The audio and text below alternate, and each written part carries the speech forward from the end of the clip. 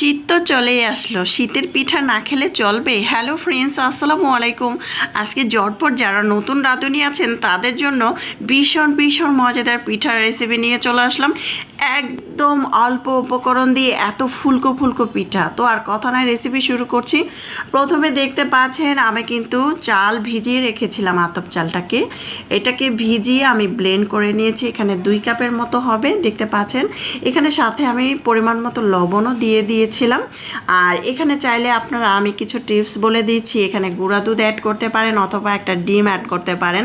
তাহলে কিন্তু পিঠার স্বাদ আরও দ্বিগুণ লাগবে। যখন ব্লেন্ডার করবেন তখন 1 কাপের মতো নারিকেল দিয়ে দিবেন। নারিকেল কোরানো দিলে পিঠাটা খেতে আরও বেশি মজা হয়। পরিমাণ মতো চিনি দিয়েছি, এখানে চিনি দিয়েছি 1 কাপ থেকে 1.5 কাপের মতো চিনি অ্যাড করতে পারেন। চাইলে হালকা একটু লবণ অ্যাড করতে পারেন, আর না চাইলে স্কিপ করতে পারেন। এই 1.5 কাপ চিনি দিলে কিন্তু পারফেক্ট হবে। আর 2 কাপ চালের মধ্যে কিন্তু আমি 1 কাপের মতো ময়দা দিয়েছি। অবশ্যই দেখতে পাচ্ছেন ব্যাটারটা কতটুকু ঘন, এরকম ঘন রাখতে হবে, তাহলে আপনার কিন্তু পারফেক্ট পিঠা হবে।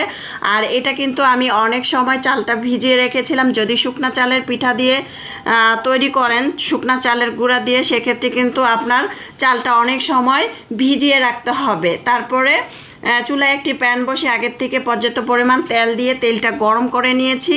এখন আমি একটা কাপ দিয়ে 1 কাপ দিয়ে দিচ্ছি, দিয়ে সুন্দরভাবে দেখতে পাচ্ছেন ওপর থেকে কিন্তু এটা ফুলে উঠবে। আর তেলটা কিন্তু 80%-এর মতো গরম করে নিয়েছি। হাত দিয়ে দেখবেন যে কতটা গরম হয়েছে, হাতে তাপ লাগে কি না, তখনই কিন্তু ব্যাটারটা দিয়ে দিতে হবে। 1 চামচ করে ব্যাটারটা দিয়ে দিচ্ছি, আর উপর থেকে ফুলকো ফুলকো হয়ে পিঠাগুলো তৈরি হয়ে যাবে। দেখতে পাচ্ছেন আমার প্রত্যেকটা পিঠা কিন্তু ফুলকো হয়ে উঠছে।